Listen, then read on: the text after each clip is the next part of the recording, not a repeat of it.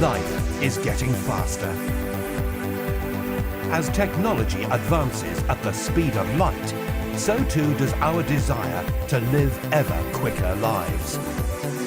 Faster internet, faster cars, faster trains, and of course, faster super yachts.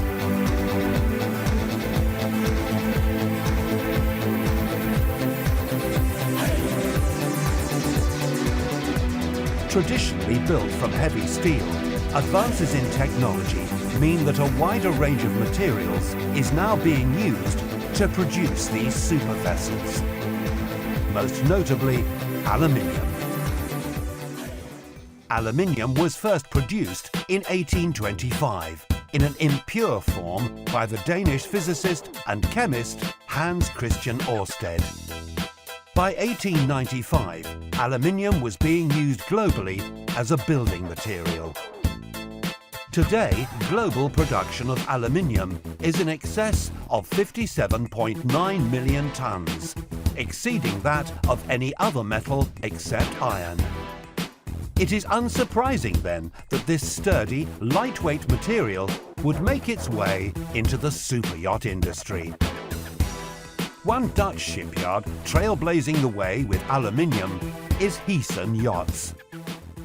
Heesen was founded in 1978 by Frans Heesen, and at the time he took over the shipyard, they were building a 20-metre aluminium high-speed yacht. So this, back in the mid to late 70s, was quite a revolutionary thing to be doing, and that pretty much set the DNA of the shipyard. The shipyard grew and developed since then, with an expertise in aluminium yacht construction. And then, of course, along came the oil crisis in the 70s, and the Middle Eastern states became very wealthy, and this type of yacht really appealed to them. So there was a growth of high-speed yachts.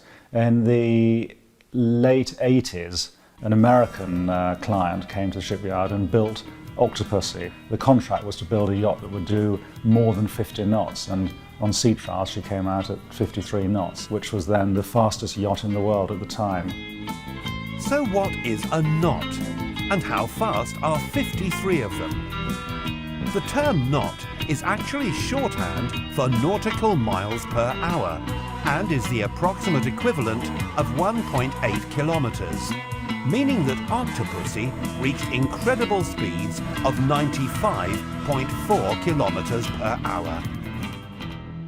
Hull design is really the key to the whole efficiency of the way a boat works. And there are essentially three main hull designs. There's traditional full displacement, where you've got the full round bilge style with bilge keels, and the yacht will have a maximum speed of whatever its theoretical hull speed is, which is completely a function of the waterline length of the boat. If you want to go any faster than that, you really can't. You put bigger engines in and you just churn up a lot more water behind. The boat will just simply not travel any faster. But then you get to semi-displacement and planing modes, and this is where the power of the engines will lift the boat out of the water. And of course, once the boat comes out of the water, the resistance of the water, the drag of the water goes away, and then you can start achieving very, very high speeds. But the fast displacement completely turns all of this technology on its head. The unique feature of these boats is that they have very long bulbous bows, relatively narrow fore section, and then flattening out at the back. And with this design, you can, strangely, make a yacht that would have a hull speed of, say, 15 or 16 knots, travel at 30 knots, and still sit in the water, the bulbous bow still doing what it should do. Steel, of course, is probably the most popular material for building most big yachts out of, because it's much easier to work with. And if speed is not important, then aluminium isn't necessarily required. We build fast yachts predominantly, and so aluminium is really the only material you can use, because lightweight is critical. You do need a much higher skilled workforce because it's a much more complicated material to work with. As well as their reputation for their speedy and lightweight designs, Heesen can also boast the title of one of the industry's most prolific yacht builders.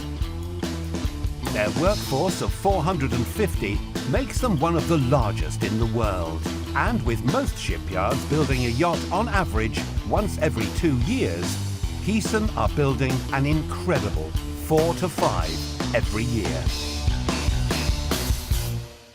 The volume of yachts hasn't really changed that much. I think before I came and Fabio came to Heesen, you were talking about 3-4 yachts a year. But the interesting bit is the size was much smaller. You were then looking at 37, 40, 44 metre yachts and only the occasional 50 metre yacht. In the course of my lifetime, there's been a seismic shift in the yachting industry. Back in the 70s and the 80s, yachts were much smaller. A 40, 50 metre yacht would have been a huge yacht in those days. And of course, clients were predominantly European or North American. Today, you've seen the Russians enter the market, the Middle East buyers have entered the market, South American customers have now come into the market. It's become a much more global industry, but overwhelmingly, the biggest change you've seen is just in the size of yachts. Yachts have just exploded in size. Now 100-metre yachts are not uncommon. A 50-metre yacht is an average size. It's unbelievable, this explosion in size. You haven't seen this since, I would think, the golden age of yachting back in 1910, when the big American families were building these enormous yachts that went out of fashion, the advent of the First World War. We're now back there again. We're now seeing these fantastic 100-metre plus yachts being built. They are addictive things to have, yachts. Once you've had a yacht and you've experienced the freedom, the security, the privacy, the valuable time with your family and friends on board, that's a unique experience. And I fully understand why people build more and more yachts and why some families have more than one of them, if you can afford it. Before these magnificent yachts are built, they have to be meticulously designed, both structurally and aesthetically. A naval architect, also known as a naval engineer, will be responsible for the structural and exterior design of the boat before an interior designer gets to work on the space, ambience and overall look. Frank Lautman is one such architect, having spent 5 years as Heesen's in-house designer before forming his own company, Omega Architects. From a client perspective, it probably starts with an architect. He has to understand how somebody uses the boat and what he expects from it and how he thinks that people see him on the boat. It might be very important. So I would say it starts with an architect who makes the plan. The naval architect makes the dream seaworthy, and an interior designer then refines, is more concentrated on the ambiance. How does the client feel and what should I put to this space that makes him feel comfortable, and which things have meaning going inside, which have meaning in their life, what is referring to certain tastes, etc., etc. And maybe that's the hardest part. Many times it's a first-time buyer, so they have experience with real estate, building their villas, for instance, but they don't have experience with building their yachts. So they don't know what to do exactly. Should they make a very opulent, impressive villa, or should they focus on the plan where exterior-interior relationship is more important? Exterior decks, do they want to have a lot of sun? Do they rather go into the shadow, have nice seating areas, shaded areas? They have to find out. And of course they start to talk to us, they start to visit shows, and then it goes back and forth with the designer. Can go fast, can take a long time. A lot of times there's a concept, because you're working with concepts all the time, but to be honest, the client has to come first. You have to get to know him. Sometimes they talk to you, they don't even look at you. And it takes a few days before they look at you and you really communicate and you really start to understand what they want. I started as an in-house designer for Heesen, and then eventually they put me more up front with the owners, because everybody understands if you know the owner, you make a more specific design. I spend a lot of hours sitting in Yala trying to understand why my owner wants such a big saloon, and really trying to understand how he would feel comfortable there, either with his guests or just with his children. So you go through every room and you see the decks and you know what he was asking, and you really want to know how it works out. So I think it's very important that as a designer you can stick to what people expect from you, that you can build up a certain heritage so that your message gets clearer and clearer. The 65-metre award-winning Galactica Star is just one of many collaborations between Heesen and Omega Architects.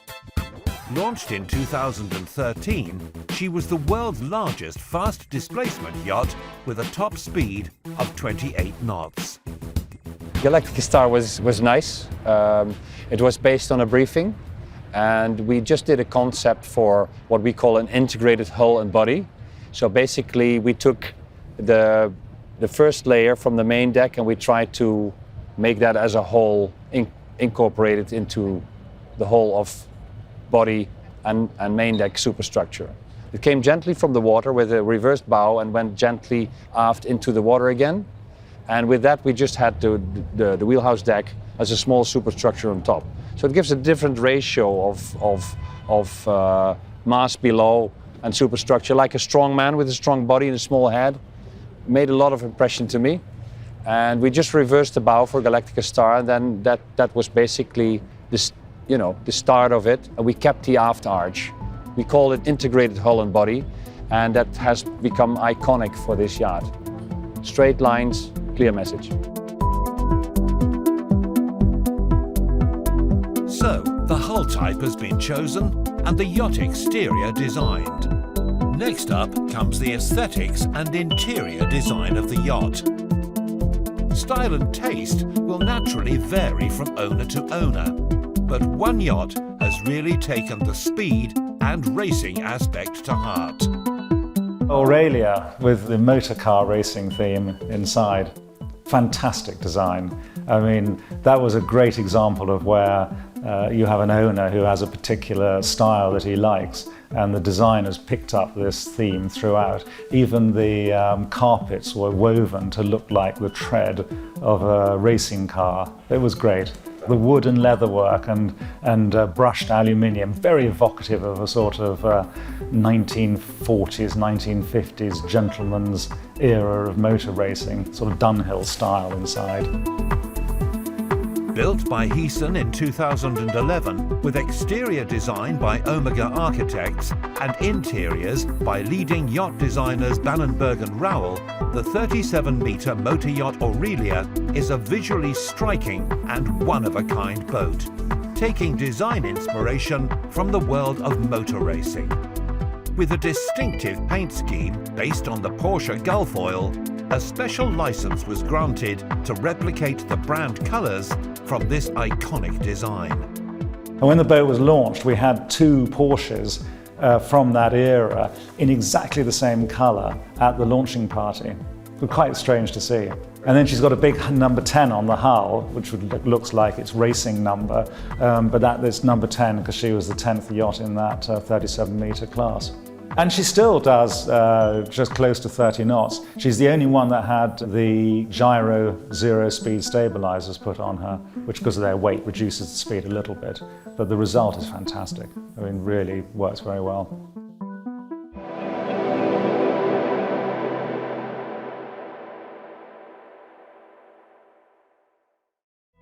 As superyachts continue to grow, there are fewer and fewer harbours big enough to dock these gigantic vessels. Increasingly, the larger superyachts will drop anchor a short distance from the harbour and head towards the shore in a smaller boat. These boats, commonly known as tenders, are used for everything from ferrying guests to and from land, collecting supplies, and transporting crew. Pasco International are one of the leading tender companies in the world. Pasco International has been running for over 15 years now. I started having built racing hulls, so we were powerboat racing, so a lot of effort to create a very lightweight, strong hull. And we were using Kevlar and glass fibre products and carbon fibre. Now, there is the same requirement to be lightweight, but for a different reason. Generally for the beam cranes that are picking up the boats into the tender garage. So we're trying to minimise the weight for that purpose, for craning the boats back on board the mothership. The main thing that's changed in the marketplace is the physical size of the super yachts that we're working with.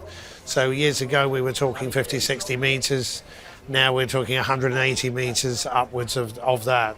The yachts are huge, which changes the market because being so big, a lot of these yachts can't even come into marinas. Monaco is a bit of an exception where they do have a lot of deep water berths here, but in a lot of other areas, the yacht has to stay maybe 2-3 miles offshore. It's too big to come in any closer, so the tender becomes more and more important for bringing supplies, taking rubbish, and of course particularly owners and their guests transiting to and from the shore in a comfortable, dry manner, whatever the weather conditions.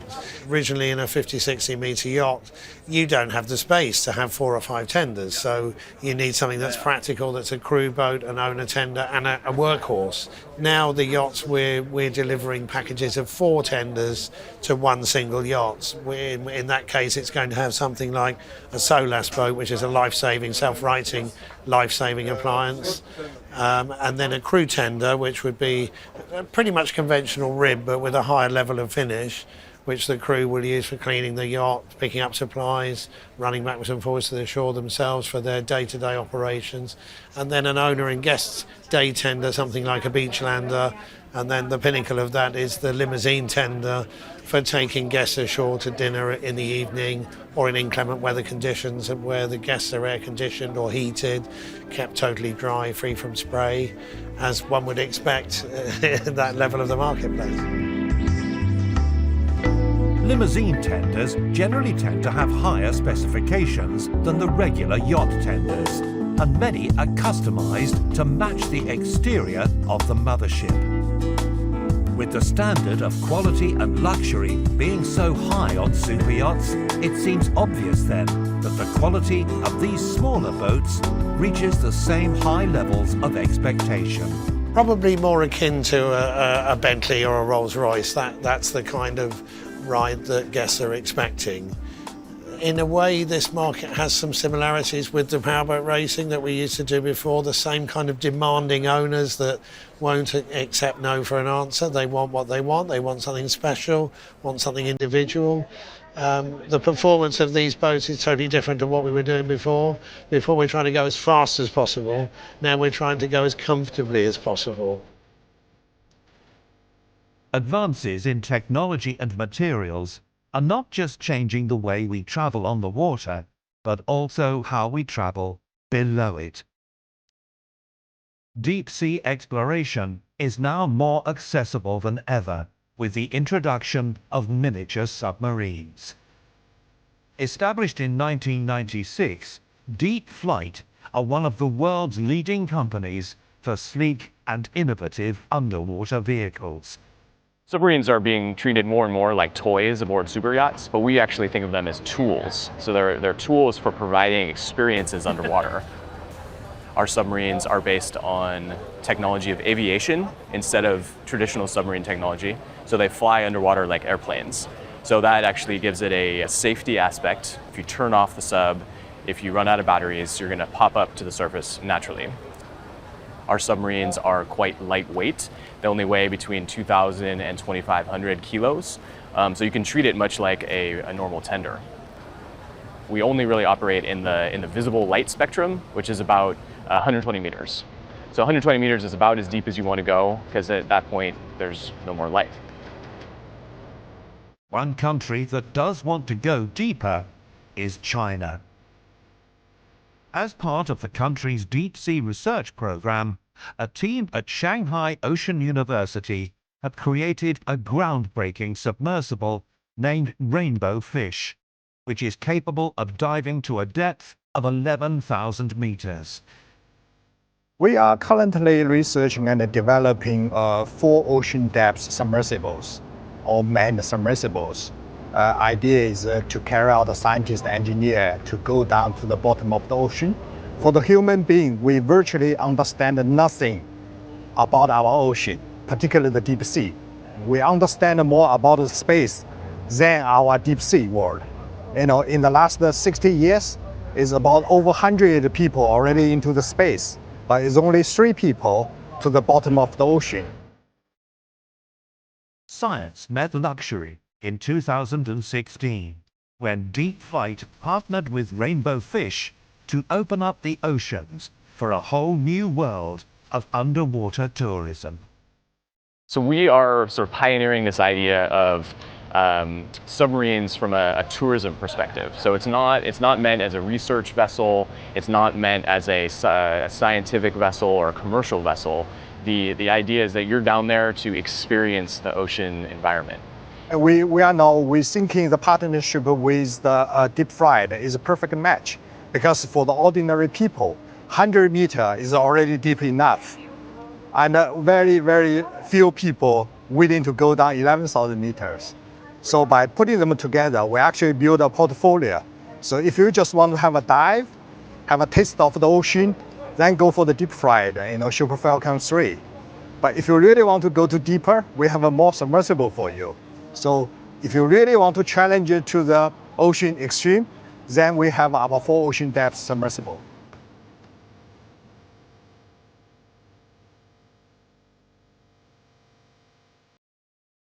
So this is the Super Falcon 3S. It's our 3-passenger Super Falcon. To date, the most applicable sub to resort-based submarine tourism. So this year we've partnered with Rainbow Fish to announce Deep Flight Adventures, which will be providing tours in submarines at resorts worldwide. We understand that not everybody wants to go scuba diving. The oceans are 95% unexplored. So anytime you're in a submarine, the chances are you're seeing a patch of ground that nobody's seen before. So the experience is very much immersive. You're sort of one with the ocean atmosphere. So next Christmas, if you're wondering what to get the person who has everything, why not consider their very own private submarine? Join us next time as we go inside super yachts.